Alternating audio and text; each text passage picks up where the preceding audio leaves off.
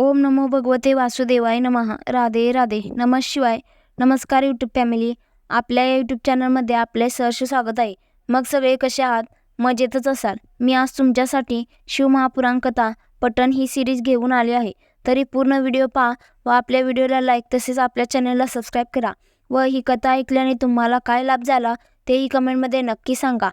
शिवमहापुराण कथा अशी आहे की कथा ऐकल्याने तुमचे सगळे पाप नष्ट होईल आणि तुमच्या संसारामध्ये पती पत्नीमध्ये अधिक प्रेम वाढेल व सुख समाधानही लाभेल. तुम्हाला चारी बाजूने शुभ समाचार कानावर ऐकायला पडतील. अध्याय 35. दक्षाची श्रीहरींना प्रार्थना आणि श्रीहरींनी केलेले उपदेश. ब्रह्मदेव नारदांना म्हणाले, हे मुनी, दक्ष अतिशय भयभीत झाला होता. त्याच्या सर्वांगाला घाम फुटला होता. काय करावे हे त्याला कळेना. त्याने विष्णूंना नमस्कार केला आणि म्हणाला, हे श्रीहरी, आपण यज्ञ स्वरूप आहात. आपण यज्ञाचे संरक्षक आहात. आपण माझ्यावर दया करावी. माझे आणि यज्ञाचे रक्षण होईल असे काहीतरी आपण अवश्य करा.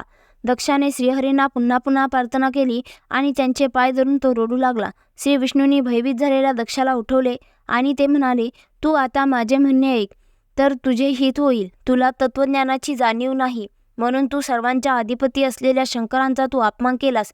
तू केलेल्या या कृत्यापुढे आमचे कोणाचेही काही सामर्थ्य चालणार नाही. विष्णूंचे विचार ऐकून दक्ष चिंताक्रांत झाला.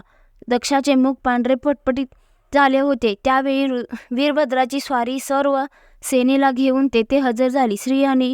श्रीहरी म्हणाले, वीरभद्र शिवप्रभूच्या शत्रूंचा नाश करण्यासाठी येथे आला आहे. त्याला थांबवण्याचे सामर्थ्य माझ्यात देखील नाही. आता आपले रक्षण कोणीही करू शकणार नाही.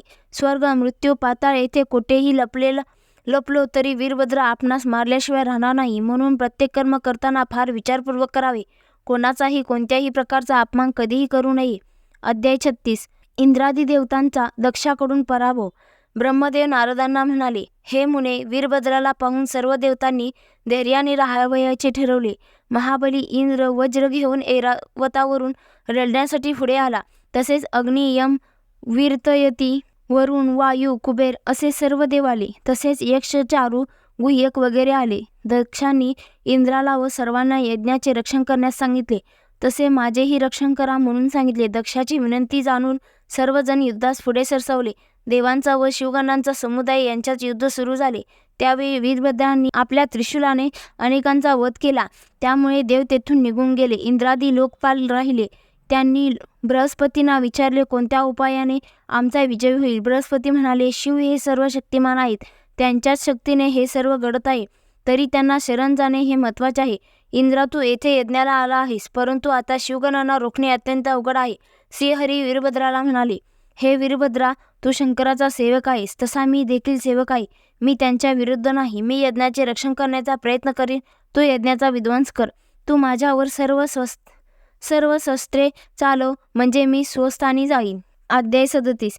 अहंकारी दक्षाचा वध आणि दक्ष यज्ञाचा विध्वंस. ब्रह्मदेव नारदांना म्हणाले, हे मुनी, विष्णूशी युद्ध करण्यासाठी वीरभद्राने मोठमोठी अस्त्रे हाती घेतली.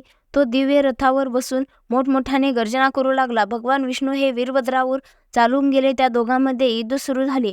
विष्णूंनी चक्र उगारून वीरभद्रावर टाकावयास पुढे सरसावले, पण वीरभद्राने ते चक्र स्तंभित करून टाकले. सतीचा अपमान केल्यामुळे आता दक्षाचा नाश होणार हे जाणून श्रीहरी व सरस्वतीसह आपल्या स्थानी गेले. मी आणि श्रीहरी तेथून निघून गेल्यावर वीरभद्रांनी अन्य देवतांना आणि मुनींना जिंकून घेतले. क्रोधाने वेफान शिवगणांनी सर्व यज्ञ सामग्रीचा विध्वंस केला.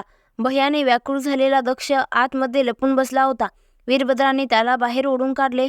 त्याचे मस्तक पिरगुटून मोडून काढले आणि ते अग्निकुंडात टाकले. यज्ञस्थानी जे जे सापडेल ते यज्ञात टाकले गेले. दक्षाच्या यज्ञाचा संपूर्णपणे विनाश झाला. वीरभद्राचा जय जयकार झाला.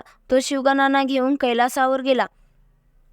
अध्याय 38. दधीची व शू राजाचा वादविवाद. महामुनी श्रोत्यांना म्हणाले, महर्षीनो, ब्रह्मदेवांनी कथन केलेली कथा ऐकून द्विजश्रेष्ठ नारद आश्चर्यचकित झाले. त्यांनी विचारले, पिताश्री, भगवान विष्णू हे शिवतत्व जाणत होते, तरीही त्यांना सोडून देवता समूहासह ते दक्षाच्या यज्ञात का बरे गेले? त्यांनी रुद्रगणांशी युद्ध का बरे केले? तरी कृपया माझ्या प्रश्नांचे निवारण करा. ब्रह्मदेव म्हणाले, नारदा, दधीचीच्या शापामुळे विष्णूंचे ज्ञान भ्रष्ट झाले होते, त्यामुळे त्यांनी दक्षाला सहाय्य केले. नारद म्हणाले,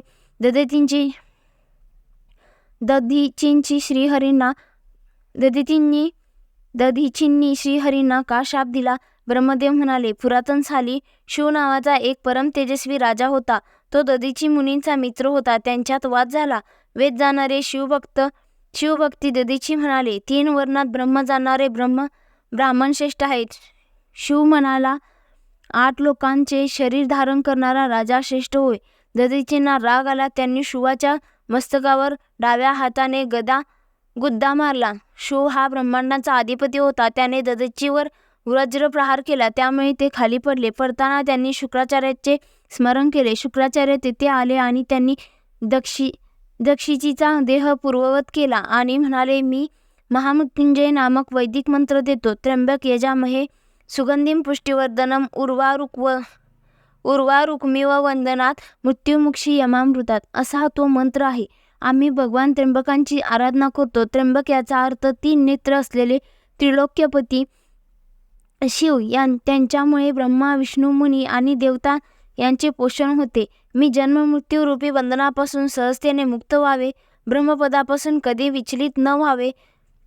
मृत्युंजय ध्यान मंत्र. हस्तांभ्योज युगस्थ कुंभो युगलादु दद्युति तो शिरेहा सिंचिंतः करयोगृगेन दक्षतः खांडे सुकुमभ्यो करोहा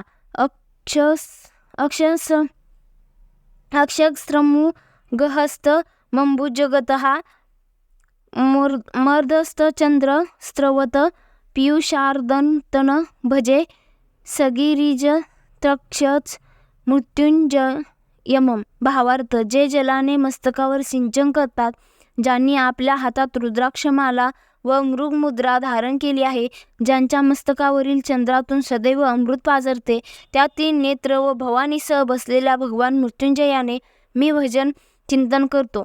याचप्रमाणे दधीचींना उपदेश केल्यावर त्यांनी वनात जाऊन शंकरांची उपासना केली. रुद्रदेव प्रसन्न झाले व वर मागण्यास सांगितले. दधीचींनी वर मागितला की, माझा कोणाकडून वध होऊ नये, मी कोणासमोर दीन होऊ नये. रुद्रांनी वर दिला. दधीची शिवराजाकडे आला. त्यांनी राजाच्या मस्तकावर लाथ मारली. शंकराच्याकडून वर प्राप्त होता, त्यामुळे भीती नव्हती. तरी व्हिडिओ आवडला असेल तर व्हिडिओला लाईक, शेअर, कमेंट व आपल्या यूट्यूब चॅनेलवर सबस्क्राईब करा. तसेच आपल्या बेल आयकॉनवर क्लिक करा, जेणेकरून आपल्या नवीन व्हिडिओचे नोटिफिकेशन तुम्हाला सर्वात आधी येईल. राधे राधे.